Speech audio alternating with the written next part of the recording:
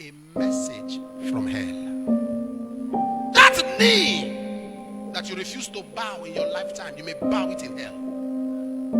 That God you refuse to acknowledge as Father in lifetime, you may call him Father in hell. But by then, he will not need a son. Hell is saying to everyone hearing the sound of my voice, hell is saying, please don't come here.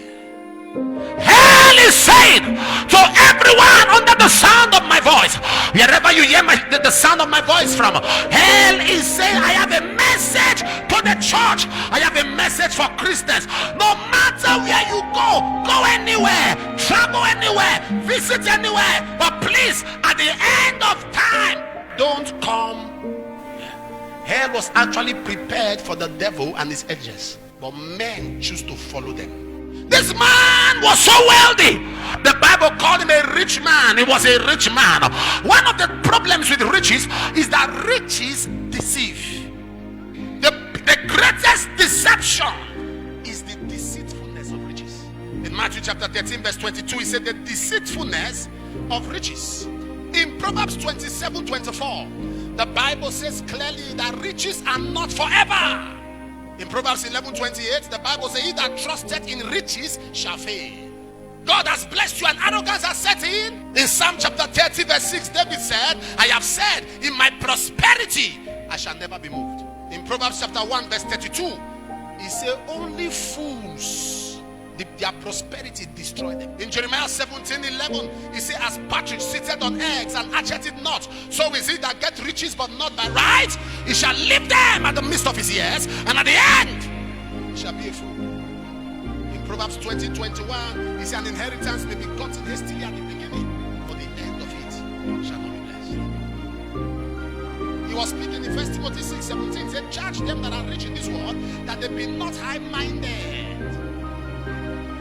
but they should know that only God, we should trust in the riches that God can give. In Jeremiah chapter 9 verse 23, he said, let not the wise man glory in his wisdom, let not the mighty man glory in his might, let not the rich man glory in his riches, but if any man must glory, let him glory in the fact that he knows and fears me. Proverbs 23 verse 5, see, when you trust in riches, they carry wings and they fly. There is so much deceit. Listen to me, you must be very careful.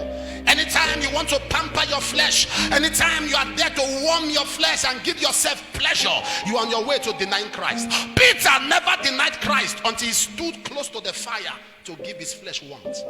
When he stood close to the fire in the cold of the day to give his flesh warmth, he denied Christ. You can't pursue this world and pursue the Lord. There is a message from hell. There is life after death. How you live now determines where you find yourself after death. Jude chapter 1 verse 4, he said they have turned the grace of God into lasciviousness. Anything you enjoy today that sounds like prosperity, that seems like abundance, that seems like increase, it is the grace of God. So this man was saying, while I was on earth, I enjoyed grace, but I abused grace. I have 5 brothers.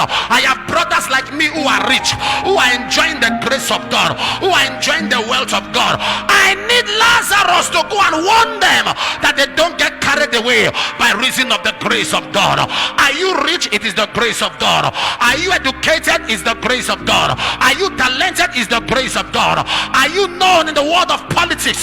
It's the grace of God. And when you begin to abuse that grace, hell is giving a message to you today.